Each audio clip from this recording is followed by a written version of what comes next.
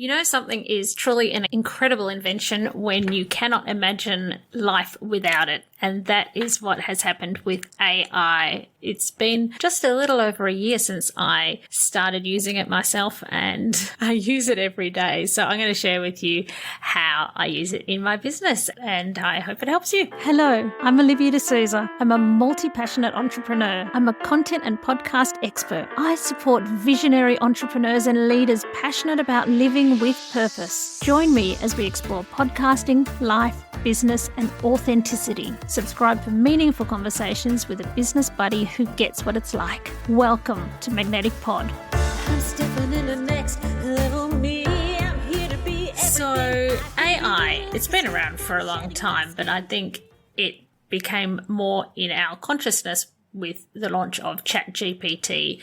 And as soon as I heard about it, I checked it out and I found it really helpful straight away, and it has come a long way since I started using it, especially since in more recent times it handles a lot more data. You can give it a lot more information to do something with it, whereas it used to in the past fail. I do use the paid version, so I'm not sure how the unpaid for the free version handles content in the same way. I find it's just too good not to use the paid version. And now that it can search the web and keep up to date with things, it's invaluable. So one of the ways that I find it really useful actually is just for brain dumping.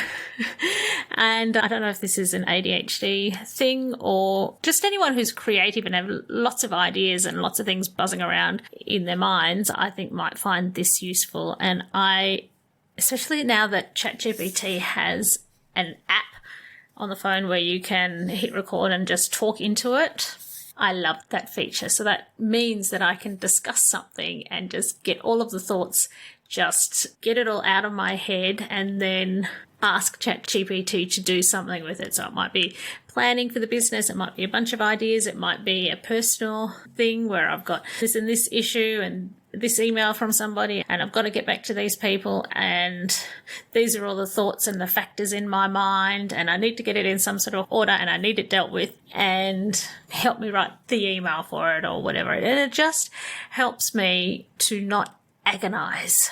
Especially since I was listening on Mamma Mia recently that there was this idea of voice notes being rude. And I'm like, what? I love voice notes because I like communicating in that way. I like to be able to say all the stuff in my head and to give the nuance of tone of voice and all of that sort of thing, but also just get it all out sometimes. And for people who don't like to receive a voice note, I like that AI doesn't give you the tone of voice, so there's limitations, but I like that I can get all those thoughts down and it doesn't have to be in any sort of order initially. I can just get it out of my head and then it will sort of collate it all and put it into a coherent form that I could then send to someone, or not that I just send it exactly how ChatGPT does it, but oh my God, it saves me so much time. What it saves me is just agonizing over things, like especially if it's something where I don't want my tone to be misread. I might just run it through there to make sure it's said in a nice way that's not going to accidentally offend anyone because I didn't put all the flowery,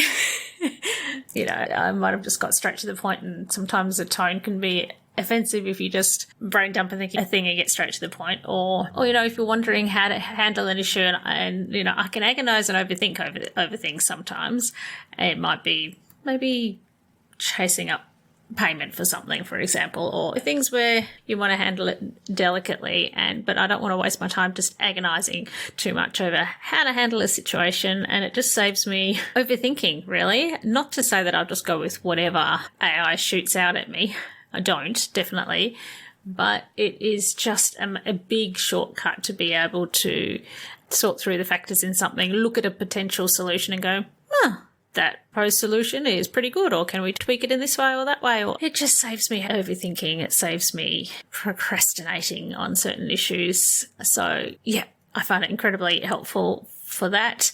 As far as podcasting goes, I can use it I don't use it too much for content ideas. You can certainly, I have brainstormed content ideas like this is my target audience, give me a bunch of ideas, and I can use it, but I I tend to prefer to use content ideas that come from real life and my personal experience. So you can use AI to generate content ideas, and it's all, correct guidelines from a marketing point of view. And then it can also write scripts and things for you. But I just find them boring.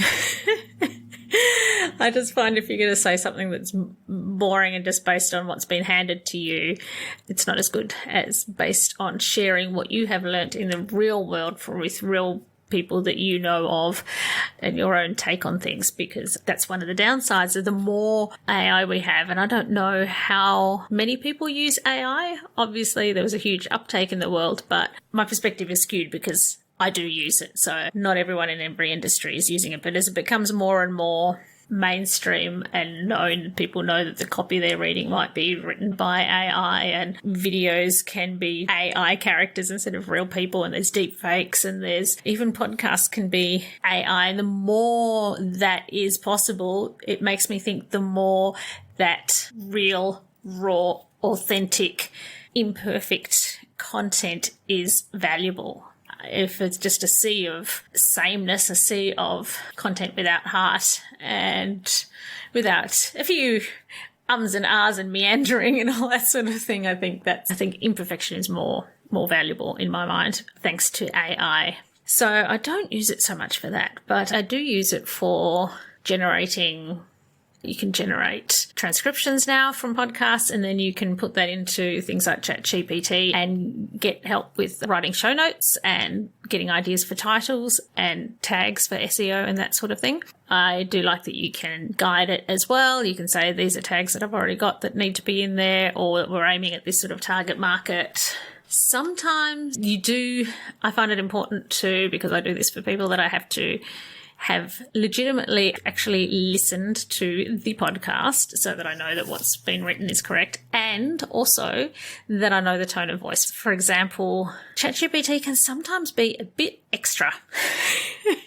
It can be a bit like too good, too professional, too, whatever tone you can tell it to do, it just goes there and then some, and you're like, I don't know if it's because I know it's AI or like more aware of it. So the more natural, the better. So sometimes I prefer Notion to just write something without all the extra bells and whistles that ChatGPT seems to put on things.